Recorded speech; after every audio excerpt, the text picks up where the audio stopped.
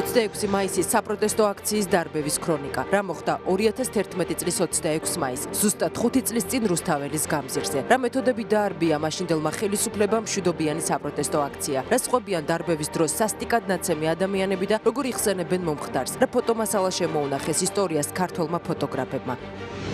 Ტელეკომპანია იმედის დარბევის მორიგი სასამართლო პროცესი საქალაქო სასამართლოში. რა სხვება მოწმე, რომელმაც გიგი უგულავა იმედის სარედაქციო პოლიტიკაში ჩარევაში დაადანაშაულა. რა მტკიცებულებები აქვს პროკურატურას ყოფილ მაღალჩინოსანთა წინააღმდეგ და როგორ იხსენებენ სასამართლოზე დაკითხული ჟურნალისტები ტელეკომპანიაში სპეციალური დანიშნულების რაზმის შესვლას და იმედის დარბევის ღამეს. 17 ივლისიდან საქართველოში ევროპული სტანდარტის შვეიცარიული მატარებლები შემოვა. რა მარშრუტით იმოძრავებენ ახალი ელექტრომატარებლები? რა ეხირება მგზავრობა და რა პირობებს თავაზობს მგზავრებს საქართველოს რკინიგზა? როგორია მოლოდინი და დააკმაყოფილებს თუ არა რკინიგზა ტურისტული ნაკადის ზრდის პირობებში გადაადგილების მზარდ მოთხოვნას?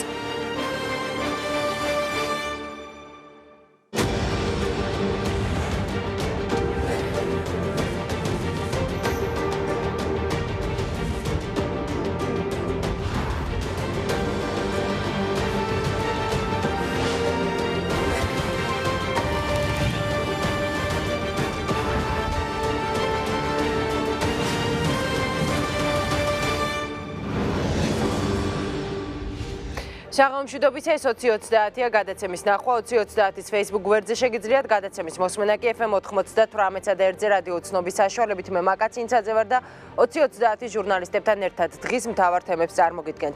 2011 წლის 26 მაისს სასტიკად დარბეული მშვიდობიანი საპროტესტო აქცია რუსთაველზე განვითარებული მოვლენები და ზარალებულთა თვალი დანახული რეალობა და შეფასებები 2030-ში შალვა ოგბაიძე, ბესო ტაბატაძე, ზაირა მიქაუტაძე და ოლეგ ჟვანია უპასუხებენ ჩვენ შეკითხვებს. ხურჩის ტრაგედია და ქართული სახელმწიფოს გამოწვევები და მოუკიდებლობის მოპოვებიდან 25 წლის შემდეგ 2011 წლის 26 მაისს მომხდარი ტრაგედიის პოლიტიკური შეფასება, მიმდინარე პოლიტიკური მოვლენები და ხელისუფლების პოზიცია ასევე დღეს ჩვენთან 2030-ში ჩვენ შეკითხვებს პარლამენტის ვიცე-სპიკერი მანანა კობახიძე უპასუხებს. 5 წელი 2011 წლის 26 მაისის მოვლენებიდან ხელკეტები, რეზინის ტყვიები, ცხელმსადენი გაზი, წყლის ჭავლი და სპეციალური დანიშნულების რაზმი, რომელიც ხელისუფლებამ მშვიდობიანი საპროტესტო აქციის დასარბევად გამოიყენა. აქციის უმოწყალოდ ნაცემი მონაწილეები და მსხვერპლი, რომელიც აქციის დარბევას მოჰყვა, როგორ იხსენებენ 2011 წლის 26 მაისს თავად დაზარალებულები. ნიკა მუკბანიანი გიამბობთ. ასფალტზე მწოლიარე ხელფეხშეკრული მშვიდობიანი აქციის მონაწილეები და სრულიად შეუიარაღებელი მოქალაქე 10-მდე სპეცრაზმელის პირისპირ. ეს 2011 წლის 26 მაისის ყველაზე ცნობილი კადრებია.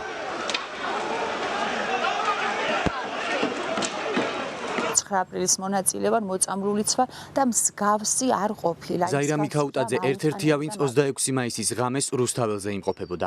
ჟურნალისტი ვარ მეთქი რეზონანსიდან, ესეც უხსენე და რამდენიმე 5-6 სპეცრაზმელი იყო, გადმოიღეს აი ეს იარაღები, გაზის ბალონები, სასროლი იარაღები და ეს ბალონები დამაცვივდა თავზე. სუნთქვა იყო შეუძლებელი. 4 ჯერ დავკარგე გონი აი დარბევის პერიოდში.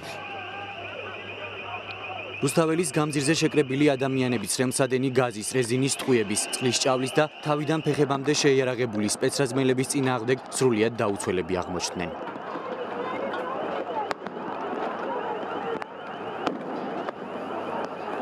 აქციაზე ოჯახთან ერთად იმყოფებოდა შალვა ოგბაიძე. ფოტოში, რომელიც დარბევის კადრებს ასახავს, კარგად ჩანს, როგორც ცდილობს სპეცრაზმელების წინააღმდეგ მარტო დარჩენილი შვილის დაცვას. ვიყავით გაბრუებულები, გაგუდულები.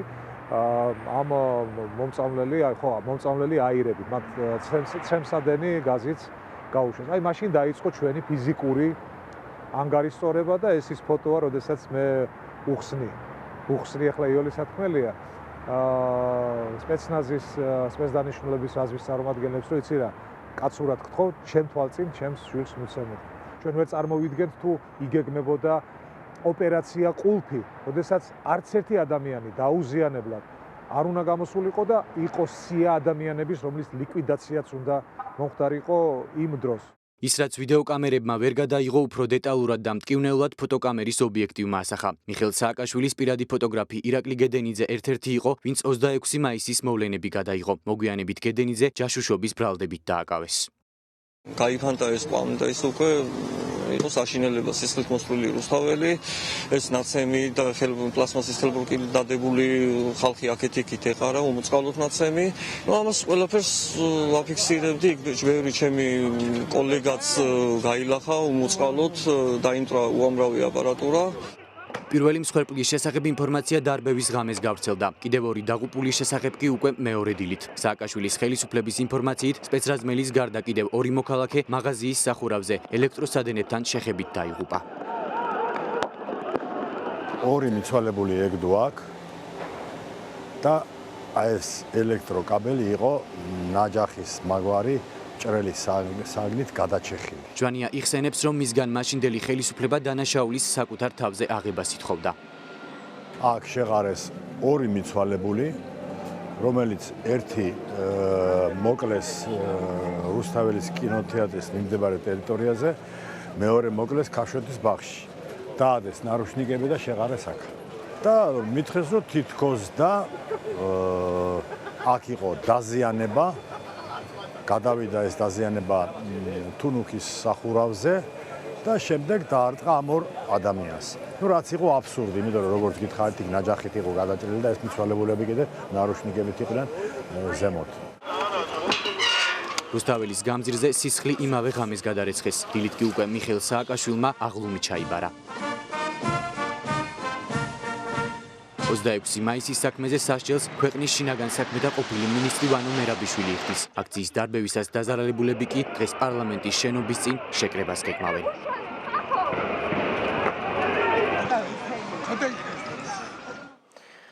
ამავე თემაზე საუბარს გადაცემის შემდეგ ნაწილში უკვე სტუმრებთან ერთად განვაგრძობთ, მანამდე კი საკანონმდებლო ორგანო, სადაც საპარლამენტო უმრავლესობა და უმცირესობა ერთმანეთს სიტყვიერად დაუპირისპირდა. უმრავლესობის დეპუტატმა ზაზა პაპუაშვილმა მოითხოვა 2011 წლის 26 მაისს დაღუპულთა ხსოვნისთვის წუთიერი დუმილი პატივით მიეგოთ. პაპუაშვილის თხოვნა უმრავლესობის დეპუტატებმა გაიზიარეს წუთიერი დუმილის დროს, ნაციონალური მოძრაობის წევრები ფეხზე არ წამოდგნენ, რასაც დეპუტატების გაღიზიანება მოჰყვა. ნაციონალური მოძრაობის წევრებმა უმრავლესობის წარმომადგენლები გააკრიტიკეს. ამ შემდეგ კი უმრავლესობის დეპუტატ ოთარ ჩრდილელსა და ასევე ნაციონალური მოძრაობის დეპუტატ ტარია ლონდარიძეს შორის სიტყვიერის შელაპარაკებაც მოხდა, რაშიც სხვა დეპუტატებიც ჩაერთნენ. სხდომის წამყვანმა ზვია ძიძეგურმა, ზვია ზვიადაურს და ომარ ნიშნიანიძეს დარბაზი დაატოვებინა.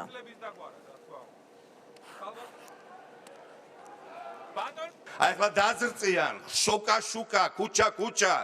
ლამის მათხოვრობენ, როგორ რაღაცა პროვოკაცია მოაწყონ, ხალხი შარში გარიონ. და მე ვიღაცა შესტირონ და შეციცინონ და უთხრან რომ ხედავ როგორ ზდევნიან და როგორ გზდევნიანო. მთელი ამ 9 წლის, 10 წლის განმავლობაში ვინ ცოცხალია, ვინ ჯანმრთელობა დაკარგა, ვინც გარდაცვლილები არიან, მათ მშობლებს, ყველას, ბიჭებს წამოუდგეთ ერთი წუთით ცეთ პატივი და ამ ჩვენი დუმილით პროტესტი გამოვაცხადოთ იმის მიმართ, რაც ჩაიდინეს 26 მაისს 2011 წლის.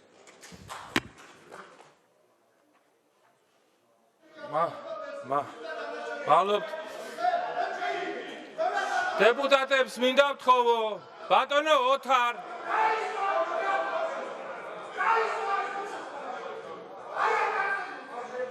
კოლეგებო, ბატონ ზურაბ, ვთხოვ დატოვოთ ხომათა დარბაზი.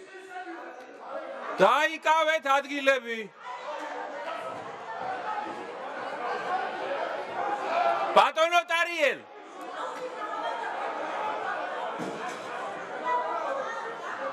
ბატონებო.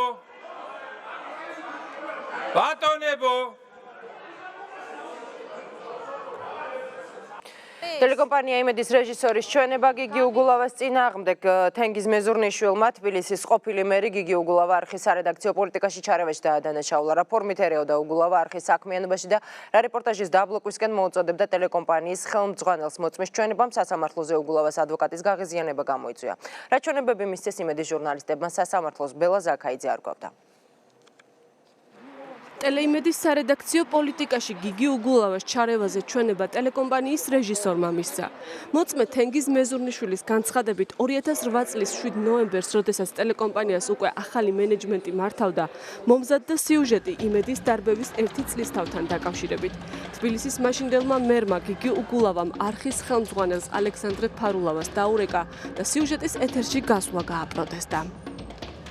მოწმეებმა ცალსახად დაადასტურეს ის, რომ ხელისუფლების წარმომადგენლები უშუალოდ ერეოდნენ არხის საინფორმაციო პოლიტიკაში, მათ შორის გიგი უგულავა პირადად აკონტროლებდა არხის საინფორმაციო პოლიტიკის ხელმძღვანელს და თუ მას რომელიმე სიუჟეტი არ მოეწონებოდა, რომელიც შეიძლება კრიტიკული ყოფილიყო ტელევიზიის, პირადად ურეკავდა და უკრძალავდა მას ასეთი სიუჟეტების გაკეთებას. გიგი უგულავას ადვოკატმა მოწმე ცრუ ჩვენების მიცემაში დაადანაშაულა და განაცხადა, რომ ალეკო ფარულავა საკუთარ ჩვენებაში სარედაქციო პოლიტიკაში უგულავას ჩარევას კატეგორიულად უარყოფს. ის უთითებდა, რომ თითქოს და ალეკო ფარულავას მის ხელმძღვანელს გიგი უგულავა აძლევდა გარკვეულ მითითებებს იმედის სარედაქციო პოლიტიკასთან მიმართებაში. წარმოდგენილია საქმეში ალეკო ფარულავას წერილობითი ჩვენებაც, სადაც ის ამბობს, რომ გიორგი უგულავა არასდროს არ ყოფილა ჩარეული ტელეიმედის სარედაქციო პოლიტიკაში. შესაბამისად, თენგო მეზურნიშვილის ჩვენება არის საპნის ბუშტი, რომელიც მოცემულ პროცესზე გასკდა. ჯარჯი ციკლაურის განცხადებით პროკურატურას სხვა მტკიცებულებებიც აქვს, რომელიც ყოფილი მაღალჩინოსნების იმედის საქმიანობაში ჩარევას ადასტურებს. მათ შორის ტელეკომპანიის ჟურნალისტების ჩანაწერები, სადაც უგულავას როგორც ტელევიზიის საქმიანობაში მონაწილეს ახსენებენ. დავაჭირე ყურზე და უთხარი, რომ ლევან, ესეთ სიტუაცია სპეცრაზმია შემოსული ტელეკომპანია იმედში მეთქი და ეს ყველაფერი მოყევით სასწრაფოდ ეთერში და როგორც ახლა გვაცნობებენ ტელეკომპანია იმედთან უკვე სპეცრაზმის ძალებია მობილიზებული, ისინი უკვე შემოიჭრნენ ტელეკომპანია იმედში. 9 წლის წინ ტელეკომპანია იმედში სპეცრაზმის შეჭრის და დარბევის დეტალებზე ჩვენება სასამართლოს ლევან ჯავახიშვილმაც მისცა. ტელეწამყვანის განცხადებით მას შემდეგ რაც მისი და სოფო მოსიძის ადგილი სტუდიაში გიორგი თარგამაძემ დაიკავა, თავად საეთეროში შევიდა, სადაც სპეცრაზმელებმა იარაღი მიუშურეს და აიძულებდნენ ხმის პულტი გამოერთო. ჯავახიშვილის ჩვენებით 7 ნოემბერს წინ იმედის ღია ეთერში ირაკლი ოქროაშვილის განცხადება ბადრი პატარკაციშვილის ლიკვიდაციის შესახებ, ასევე გირგვლიანის და რობაქიძის საქმეებზე მომზადებული რეპორტაჟები უძღვოდა. ხმის პულტის გამორთვა არ ვიცოდი და დღემდე არ ვიცი. ამ ადამიანმა პირდაპირ მოიღერა და ეგრეთ წოდებული კონდახით დაამტრია. ეს პულტი ადამიანები უშუალოდ საეთეროში ვინც ვიყავით, მიწაზე დავყარეს. ასევე ლიანა ტრაპაიძე, რომელიც 9 თვის ფეხმძიმე, როდესაც ლუბლიანის ქუჩაზე გამოგვიყვანეს, გსდიეს და ძალიან ბევრი ადამიანს გაუსწორდნენ ანგარიში წოლება მოხდა ძალიან ბევრი ადამიანის მიმართ. ბრალდების მესამე მოწმე, რომელმაც სასამართლოს ჩვენება მისცა, ტელეწამყვანი თია სიჭინავა იყო. პროცესი 17 ივნისს კვლავ ბრალდების მოწმეთა დაკითხვით განახლდება. საქმეზე ბრალდებულია მიხეილ სააკაშვილი, ზურაბ ადეიშვილი, დავით კეზერაშვილი, ვანო მერაბიშვილი და გიგი უგულავა. უგულავა და მერაბიშვილი სასამართლოს ხდომებში მონაწილეობას პროტესტის ნიშნად არ იღებენ. დანარჩენ ბრალდებულებზე კი ძებნაა გამოცხადებული. პრემიერ-მინისტრმა გიორგი კვირიკაშვილმა ხურჩაში საოკუპაციო ხაზთან მოკლული გიგა 82-ას ოჯახს მიუსამძიმრა. მთავრობის მეთაური ზუგდიდში მინისტრთა კაბინეტის წევრებთან ერთად იმყოფებოდა გიორგი კვირიკაშვილთან ერთად. მოკვლის ოჯახს ამძიმარე ვიცე-პრემიერმა კახა კალაძემ, ასევე შინაგან საქმეთა მინისტრმა გიორგი მღებრიშვილმა, საშუალო ახსნილობის მინისტრმა კახა კახიშვილმა, პრემიერის სპეციალურმა წარმომადგენელმა რუსეთთან ურთიერთობის საკითხებში ზურაბ აბაშიძემ, სოფლის მეურნეობის მინისტრმა ოთარ დანელიამ, ასევე სახელმწიფო უსაფრთხოების სამსახურის ხელმძღვანელმა ვახტანგ გომელაურმა გამოუცხადეს. კალაძემ დაღუპულის ოჯახს 20,000 ლარი გადასცა. 31 წლის გიგა 82 ეგრეთ წოდებულ მესაზღვრემ 20 მაისს ხურჩა ნაბაკევის საზღვართან საქართველოს მიერ კონტროლირებად ტერიტორიაზე ცეცხლსასროლი იარაღით მოკლა. 82 ზუგდიდში ხვალ დაკრძალავენ. და დღეს კიდევ ერთი თემა სოფელ კორცხელში განვითარებულ მოვლენებზე მწვავე პოლიტიკური განცხადებები დღეს უკვე პარლამენტის სესიაზე გაგრძელდა. შეფასებისას საპარლამენტო უმრავლესობის და უმცირესობის წევრები ერთმანეთს ადანაშაულებდნენ. ნაციონალური მოძრაობა ვიცე-პრემიერ კახა კალაძის დაკითხვას ითხოვს, უმრავლესობა კი გამოძიებას მათი დაკითხვისკენ მოუწოდებს, ვინც მათი შეფასები დაპირისპირების პროვოცირება მოახდინა. ასეთებად მათ გიგა ბოკერია და ნიკა მელია დაასახელეს. პროტესტის ნიშნად საპარლამენტო უმცირესობამ დღეს სხდომათა დარბაზი დატოვა. სოფელ კორცხელში განვითარებული მოვლენები პარლამენტის დღევანდელი სხდომის მთავარი თემა იყო. დაპირისპირების პროვოცირებაში მხარეები ერთმანეთს ადანაშაულებენ. ნაციონალური მოძრაობის წევრებმა ვიცე-პრემიერ კახა კალაძის დაკითხვა მოითხოვეს. იქ იყვნენ ბანდიტური ფორმირებების წევრები, შეიარაღებულები, რომლებიც თავს ესხმოდნენ მოქალაქეებს, შვიდობიან მოქალაქეებს, რომელთა სურვილი მხოლოდ და მხოლოდ ის იყო, რომ გამოეთქვათ საკუთარი აზრი ამ არჩევნებზე. დაუყოვნებლივ დაიკითხოს ამ ბანდფორმირების ხელმძღვანელი ვიცე-პრემიერი კალაძე. საპარლამენტო უმრავლესობა კი ითხოვს გამოძიება ცალმხრივად არ წარიმართოს და დაკითხვაზე გიგა ბოკერია და ნიკა მელიაც დაიბარონ. მართველი გუნდის დეპუტატების შეფასებით პროვოცირება სწორედ მათ მოახდინეს. აუცილებლად იყოს გამოძიებული ეს პროვოკაცია, ვინ წამოიწყო? ნიკა მელია გიგაბოკერია ეს ადამიანები არიან თავის ძმებთან ერთად რომ ჩავიდნენ იქ და პროვოკაციაზე აი ესენი უნდა დაიკითხონ აუცილებლად ეს ის ადამიანები არიან რომლებმაც მთელი საქართველოს გადააქცია ციხეებად საპარლამენტო უმცირესობამ პარლამენტის ხდომათა დარბაზი პროტესტის ნიშნად დემონსტრაციულად დატოვა. ისინი სესიებზე დასწრებას აღარ აპირებენ, ვიდრე სოფელ კორცხელში მომხდარ დაპირისპირებაში მონაწილე პირების დასჯა არ მოხდება. ოპონენტებს უმრავლესობამ პოლიტიკური ბრძოლის სტრატეგია დაუწუნა. თქვენ ცდილობთ ძალადობის მსხვერპლები პროვოკატორებად გამოიყვანოთ, ხოლო ისინი ვინც იყვნენ ნამდვილი მოძალადე ჯალათები, კარგად მომზადებული, კარგად გასწული და ბიუჯეტიდან დაფინანსებული. ამაზე არაფერს არ ამბობ. გავალთ ბოიკოტზე და დაველოდებით ბოლომდე უტიფრად გექნებათ თუ არა პოზიცია, რომ ეს ჯალათები არიან თქვენი პარტიის მხარდამჭერები. კიდევ ერთხელ დაადასტურეს, რომ თანაზიარნი არიან იმ 9 წლის მკვლელობებზე 2012 წლის არჩევნების შემდგომ არც ერთ არჩევნებზე ამ მოტივით, პოლიტიკური მოტივით 5 კაცს არ უჩხუბია. ეს მოხდა მხოლოდ აი ახლა ამ უბანზე ისევ ნაციონალური მოძრაობის დიდი მონდომები. საპარლამენტო ტრიბუნის შემდეგ ნაციონალურმა მოძრაობამ პარლამენტის საქმიანობისთვის ბოიკოტის გამოცხადება კიდევ ერთხელ სხდომათა დარბაზის გარეთ გამართულ ბრიფინგზე ახსნა. ამ გადაწყვეტილებაზე შეფასება პარლამენტის თავმჯდომარემაც გააკეთა. სანამ არ იქნება დადგენილი დამნაშავე, სანამ არ იქნება დადგენილი დამკვეთი, ისევე როგორც არ იქნება დადგენილი ადამიანები, ვინც იძალადეს იმ დღეს, ჩვენ ვაცხადებთ ბოიკოტს. ყოველი ასეთი ფაქტის შემდეგ წლების წინ ბოიკოტები რო გვეცხადებინა, ესე იგი ნაციონალური მოძრაობა მართლა 30 წელი იქნებოდა ხელისუფლებაში. ინციდენტში მონაწილე პირები უნდა დაისაჯონ, დარწმუნებული ვარ რომ დაისჯებიან და თუ სხვაგვარად იქნება, მაშინ ამითი დაისჯება მართველი პოლიტიკური ძალა. ძალიან გავს ეს მთლიანად გაწერილ სცენარს, რომელიც დაიწყო კორცხელში პროვოცირებით და შემდეგ გადაიზარდა ზუსტად იმ ბოიკოტში, რომელიც დღეს ვიხილეთ. პლენარულ სხდომაზე დღის წესრიგით გათვალისწინებული საკითხების განხილვა საპარლამენტო უმცირესობის გარეშე გაგრძელდა. დაპირისპირება სოფელ კორცხელში 22 მაისს საკრებულოს შუალედური არჩევნების დღეს მოხდა. ნაციონალური მოძრაობის წევრები და ქართული ოცნების მხარდამჭერები მომხდარში დღემდე ერთმანეთს ადანაშაულებენ. კორცხელში მომხდარ ინციდენტში მონაწილე სპორტსმენები მათი მიმართ გამოთქმულ ბრალდებებს უარყოფენ და ნაციონალური მოძრაობის წევრებს სრულ ინფორმაციის გავრცელებაში ადანაშაულებენ. სპორტსმენები კობა ტყეშელაშვილის თქმით, ნაციონალური მოძრაობის აცხადებენ, რომ დარბაზი, სადაც ის ბავშვებს ავარჯიშებს, ქართული ოცნების საკუთრება და მისი მფლობელი კი ვიცე-პრემიერი კახა კალაძეა. სპორტსმენმა ჟურნალისტებს დარბაზი დაათვალიერებინა და ასევე აჩვენა თუ რა პირობებში უწევთ მათ ვარჯიში. კობა ტყეშელაშვილის განცხადებით სპორტ დარბაზი, რომელსაც ვარჯიშისთვის იყენებენ, ნაქირავები აქვთ. ეს ვინდა? დარბაზი, რასაც მოიხსენიებენ სარდაფად, სადაც როგორც ამბობენ, ქართული ოცნების დარბაზია და მინდა ყველამ კარგად ნახოს ეს რა დარბაზია, რამხელა ბავშვები ვარჯიშობენ. კალაძესთან რომ მე ურთიერთობა მქონდეს, ან კალაძის მქონდეს, ესეთ დარბაზში აღდათ არ ვიქნებოდი. ყველას მაგას მიმართავ, რომ შეხედეთ დარბაზს, დაათვალიერეთ. კარგად ნახეთ ყველაფერი, სადავართ. რას ვაკეთებთ? ქირას ვიხდით დარბაზში იმის გულისთვის, რომ ქართველი ახალგაზრდობა აღუზარდო ერთს ვაჟკაცი ადამიანის. ნიკამელია იძახის მეგრელები არ ყოფილან სრულიად თბილისიდან ჩაყვანილი ხალხი. ეგ არის აი პირას მიყავს დაპირისპირება დასავლეთი და აღმოსავლეთი დააპირისპიროს ერთმანეთს. აი ეს არის ლოგიკური რაღაცა რა. ეს და რომ რას ნიკამელიამ დაასახელა, მე ვარ აგერ ვიძახი, იქ ვიყავი, გამოხდა რამე, მაგან გამოიწვია აგრესია და ეხა შეთითხნულ რაღაცებს ლაპარაკობენ თვითონ რაც აწყობ. ფიზიკური დაპირისპირება თბილისის სახელმწიფო უნივერსიტეტში აუდიტორიას 15-მა აქციები განაახლა და თვითმმართველობის ოთახიც დაიკავა. მათი თქმით, თვითმმართველობის წევრები ფიზიკურად გაუსწორდნენ აუდიტორიის წევრს. ინციდენტის ამსახველი მასალა თბილისის სახელმწიფო უნივერსიტეტის ადმინისტრაციამ გაასაჯაროვა. ფაქტზე შიდა მოკვლევა დაწყებულია. დღის ბოლოს აუდიტორიას 15-ის წევრებმა თბილისის სახელმწიფო უნივერსიტეტს პირველ კორპუსთან საპროტესტო აქციაც გამართეს. მათი მთავარი მოთხოვნა უნივერსიტეტში თვითმმართველობის გაუქმება. თამარ ციკლაური ისაუბრებს პირდაპირ ეთერში. თამარ, მოგესალმები, როგორია ბოლო ინფორმაცია რა ხდება უნივერსიტეტში?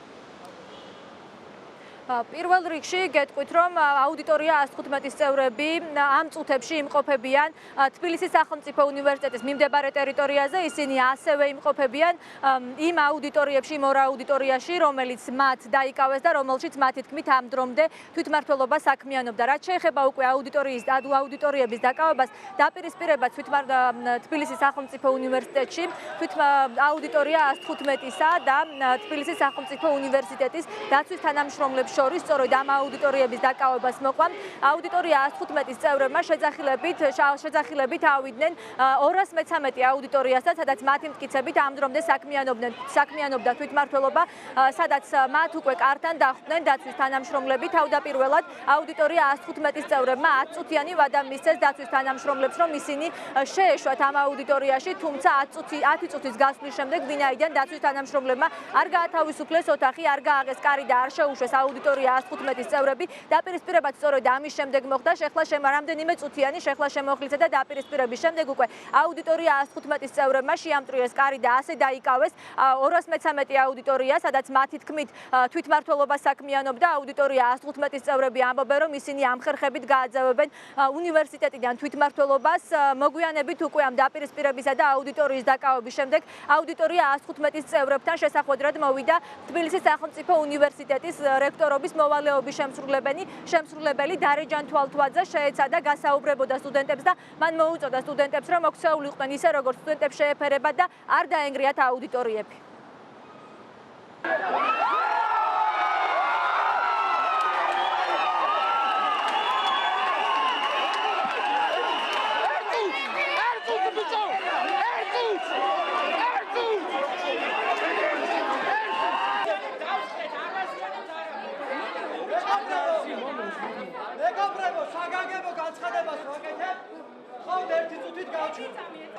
დღეს თავისუფალმა სტუდენტებმა დაიკავეს სტუდენტური თვითმმართველობის ორი მთავარი ოთახი, იმ სტუდენტური თვითმმართველობის, რომლის წევრებმაც გუშინ უმოწყალოდ სცემეს 21 ადამიანი.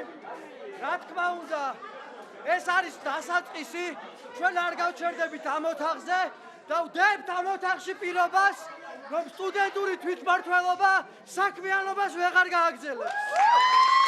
სიტუაციაც ისეთივე დაძაბულია, როგორიც ახლა თითოეული თქვენგანი ხართ დაძაბული. ძალიან გთხოვთ, კარგად დაფიქრდით, რას ვაკეთებთ. ის რაც ახლა აქ ხდება, ეს არ არის კარგი საქმე. არ არც ის არის კარგი და რატო არ გააკეთეთ განცხადება? გავაკეთე განცხადება, რაც ეგ თქვენი შეფასება. მე გუშინ თქვი ის, რაც ვიცოდი გუშინ.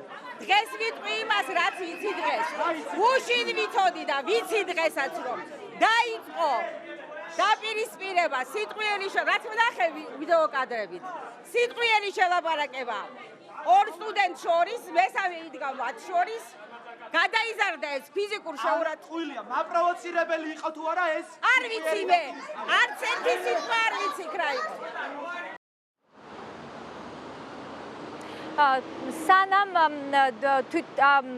სანამ თბილისის სახელმწიფო უნივერსიტეტში ვითარება ასე დაძაბულ ვითარებაში გაგრძელდებოდა, მანამდე თბილისის სახელმწიფო უნივერსიტეტის მიმდებარე ტერიტორიაზე პირველ კორპუსთან აუდიტორია 115-ის წევრებმა საპროტესტო აქცია გამართეს. აქცია ზუსტად 6 საათზე დაიწყო, ანუ მაშინ, როდესაც მათი ულტიმატუმის ვადა ამოიწურა ხელისუფლების მისამართით. აუდიტორია 115-ის წევრები ხელისუფლებას მოუწოდებენ, რომ 27 მაისს ჩანიშნულ მთავრობის ხდომაზე გაიტანონ და იმსჯელონ იმ საკანონმდებლო პაკეტზე, რომელიც მათ შესთავაზეს მთავრობაზე, სადაც საუბარია, რომ გაუქმდება უნივერსიტეტებში თვითმმართველობა. სტრუქტურა, რომელიც განსხვავებულ აზრს ებრძვის ისეთი მეთოდებით, როგორიც არის დღისით, მზისით უნივერსიტეტის პირველ კორპუსში ერთი ადამიანის სცემა 20 ადამიანის მიერ. და ჩვენი დღევანდელი დღის აქციის მთავარი მესიჯი არის ის, რომ პარასკევს მთავრობამ განიხილოს თვითმმართველობის სრულად გაუქმების საკითხი და ჩვენ იქამდე, სანამ თვითმმართველობა მთლიანად არ მოშორდება უნივერსიტეტს, არ შევწყვეტ ბრძოლას. კითხვა არის მთავარი. უნდა გაუქმდეს თუ არა სუნდური თვითმმართველობა. ამაზე უნდა გასცეს სახელმწიფომ პირდაპირი პასუხი. სუნდური თვითმმართველობა ყოველთვის იყო პარტიული აქტივი და ეს მთავრობა ცდილობს შეინარჩუნოს მსგავსი მახინჯის სისტემა, მსგავსი ძალადობრივი ბანდფორმირება უნივერსიტეტში. რაც შეეხება უკვე ინციდენტს და იმ ჩხუბს, რომელიც გახდა მიზეზი იმისა, რომ აუდიტორია 115-ის წევრებს დღეს უკვე განეახლებინათ საპროტესტო აქციები და მათ საკუთარი ულტიმატუმებით წაეყენებინათ თვითმმართველობის გაუქმებასთან დაკავშირებით.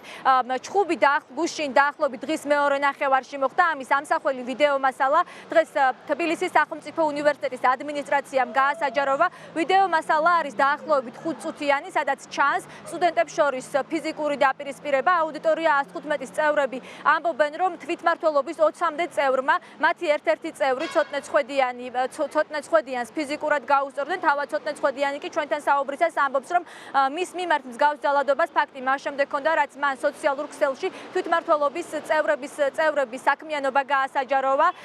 რაც შეეხება უკვე ჩვენ ვესაუბრეთ ასევე თვითმმართველობის ყოფილ პრეზიდენტ ჩალვა საბაურსაც, რომელზეც აუდიტორია 115-ის წევრები საუბრობენ, რომ ის მონაწილეობდა ამ ჩხუბში. შალვა საბაური და ასევე აუდიტორია 115 და თვითმმართველობის წევრები ჩხუბის პროვოცირებაში ერთმანეთს ადანაშაულებენ. რაც შეეხება უკვე ადმინისტრაციის ინფორმაციით გუშინდელ ფაქტთან დაკავშირებით შიდა მოკვლევა უკვე დაწყებულია.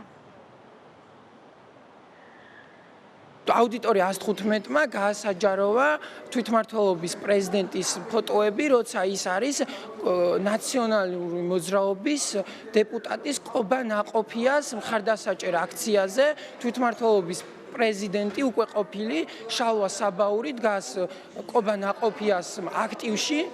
და ჩვენ დავწერეთ, რომ დაუშვებელია უნივერსიტეტში იყოს რაღაცა ნაციონალური მოძრაობის ნარჩენები და რაღაცა პარტიისგან მართული ხელის ბიჭები და მე უკავშირებ ამასაც, რომ მათი აგრესია აქედანაც გამომდინარეობს, რომ ჩვენ ისინი ვამხილეთ იმაში, რომ ისინი არ არიან დამოუკიდებლები. გუშინ მე დამიპირისპირდნენ, თავიდან იყო თვითმმართველობის 2 წევრი, რომელთანაც მომივიდა შელაპარაკება. შემდგომში ამ ჩაერია 20-მდე ადამიანი, რომლებიც იღებდნენ მონაწილეობას ამ ჩხუბში. დილიდან მე დამიწერეს შეურაცხყოფელი პოსტი ჩემს Facebook გვერდზე და შესაბამისად მას შემდეგ რაც ჩვენ რეაგირება ამაზე არ გქონდა არანაირი იმ ლოგიკით, რომ ჩვენ ახლა ამას არ წამოვაგდეთ ვახტურიძემ გააზიარა ეს სკრინი და დააგმოისაქციელი, რომ ბინძური მეთოდებით აპირებდნენ ისინი ბრძოლას და სადღაც 15 წუთში გვერდით ჩაუარა ამ კონკრეტულმა პირმა, მიაძახა და მას შემდეგ რაც გაგრძელებას აპირებდა ვახტურიძეს სიარულისას, შემდეგ თვითონვე ეცა და ფიზიკური შეხლა-შემოხლა დაიწყო. ერთი მხარეს და მეორე მხარეს არის უნივერსიტეტის სტუდენტი. ყველა შემთხვევაში ჩვენ ამას განვიხილავთ როგორც სტუდენტთა შორის მომხდარ უსიამოვნო ინციდენტს, დაპირისპირებას სიტყვიერს, რომელიც შემდეგ გადაიზარდა აშკარად ფიზიკურ დაპირისპირებაში. ჩვენ ეთიკის კოდექსის თანახმად სტუდენტისთვის შეუპირებელ საქციელად მიჩნეულია ის ფაქტი, რაც უშინ აქ მოხდა. დადგინდება, რომ აქ ჰქონდა აქტი რაღაც სიმჯიმის ასე ვთქვათ, გადაცდომაზე, დისციპლინურ გადაცდომაზე საუბარი, შესაბამისი ადეკვატური ასე ვთქვათ შეფასება და სასჯელი შეიძლება მას მოყვეს. ეს არის უპირველეს ყოვლისა წესდებით და შინაგანი წესით განსაზღვრული საყვედური განმეორების შემთხვევაში სტატუსის შეწყვეტა. მე შეგახსენებთ, რომ დღევანდელი დაძაბულობის შემდეგ აუდიტორია 115-ის წევრების ნაწილი ამ დრომდე იმყოფება თბილისის სახელმწიფო უნივერსიტეტის პირველი კორპუსის მიმდებარე ტერიტორიასთან, ერთი ნაწილი კი იმყოფება 213 და 313 აუდიტორიებში, ანუ იქ სადაც ამ დრომდე თვითმმართველობა საქმიანობდა და რომელიც ახლა აუდიტორია 115-ის წევრებმა დაიკავეს. აუდიტორია 115-ის წევრები ამბობენ, რომ ისინი ღამის გათენებას აუდიტორიებში აპირებენ. მადლობთ თამარ ციკლაური გვერდთობა და პირდაპირ ეთერში. თითქმის ერთწლიანი პატიმრობის შემდეგ ნადეჟდა სავჩენკო თავისუფალია. უკრაინელი მფრინავი სამშობლოში დაბრუნდა. კიევმა სავჩენკოს სანაცვლოდ რუსეთს 2 მოქალაქე ალექსანდრ ალექსანდროვი და ევგენი ეროფეევი გადასცა, რომლებიც ტერორიზმის ბრალდებით უკრაინაში 14 წლიან სასჯელს იხდიდნენ. ბორისპოლის აეროპორტში სავჩენკოს ათობით ჟურნალისტი დახვდა. მფრინავმა სიტყვით გამოსვლის შემდეგ პრეზიდენტის ადმინისტრაციაში გადაინაცვლა, სადაც პეტრო პოროშენკოს შეხვდა. პრეზიდენტმა სავჩენკოს უკრაინის გმირის წოდება მიანიჭა. სეპარატისტებმა უკრაინელი მფრინავი ლუგანსკში 2014 წლის 17 ივნისს დააკავეს. მას ორი რუსი ჟურნალისტის მკვლელობის მშვიდობიან მოქალაქეებზე თავდასხმისა და რუსეთის საზღვრის უკანონოდ გადაკვეთისთვის 22 წლის თავისუფლების აღკვეთა მიუსაჯეს. სავჩენკო ბრალდებას კატეგორიულად უარყოფდა და აცხადებდა, რომ ის ტყვედ რუსი ჟურნალისტების მკვლელობამდე 1 საათით ადრე აიყვანეს.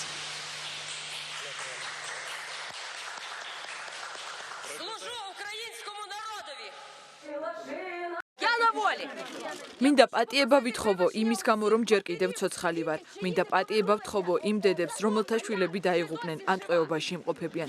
მე არ შემიძლია გარდაცვლილების დაბრუნება, მაგრამ მზად ვარ უკრაინისთვის სიცოცხლე გავწირო. მზად ვარ ყოველ წამს მოვკვდე იმისთვის, რომ ისე შევძლოთ ცხოვრება, როგორც ჩვენ გვსურს. ჩვენ უნდა ვიბრძოლოთ იმისთვის, რომ დანარჩენებიც გათავისუფლდნენ. მადლობა ყველას და მათ შორის მათ, ვინც ბოროტებას მისურვებდა. სწორედ მათი სიტყვების წყალობით გადავრჩი.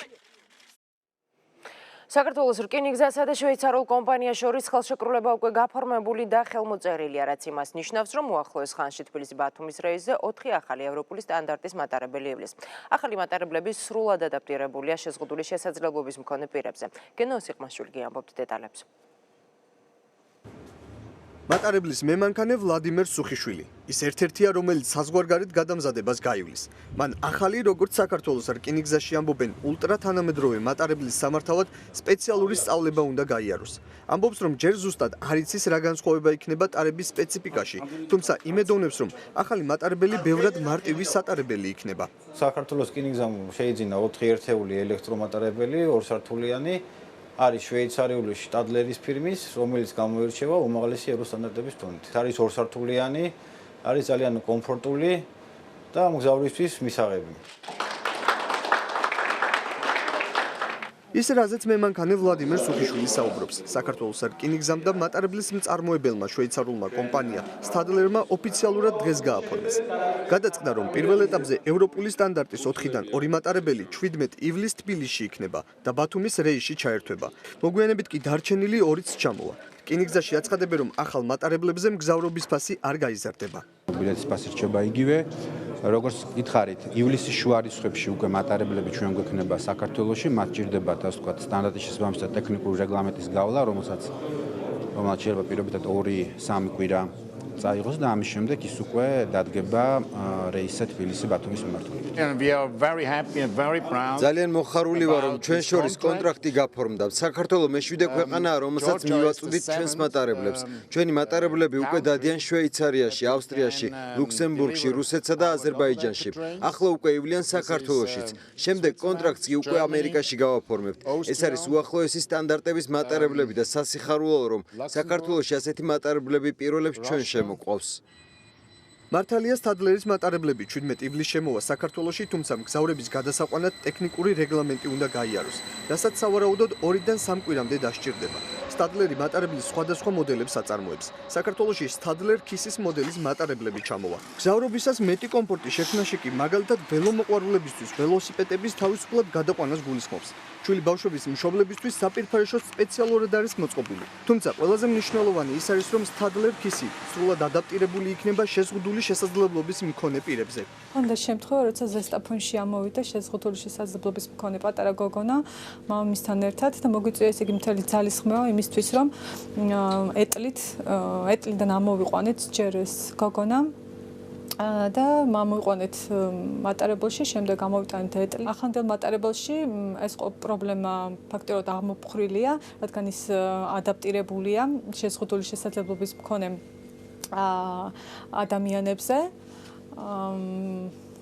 არის სპეციალური ლიფტები მატარებელში და სველი წერტილები აგრეთვე მათთვის. უახლესი სამუხრუჭე სისტემა მოძრაობის საიმედოობისთვის, მემანქანის პულსის და წნევის საკონტროლო სისტემა, ბიოტუალეტები. ეს იმ ფუნქციების არასრული ჩამონათვალია, რაც ასევე გააჩნია სტადლერ ქისის მატარებლებს. აღჭურვილია სისტემით, რომელიც ხედავს იმ მკვდარ წერტილებს, ეგრეთ წოდებულ მკვდარ წერტილებს, რომელიც ჩვეულებრივი მოძრაობის შემადგენლობიდან არ ჩანს, თქვათ, მემანქანისთვის.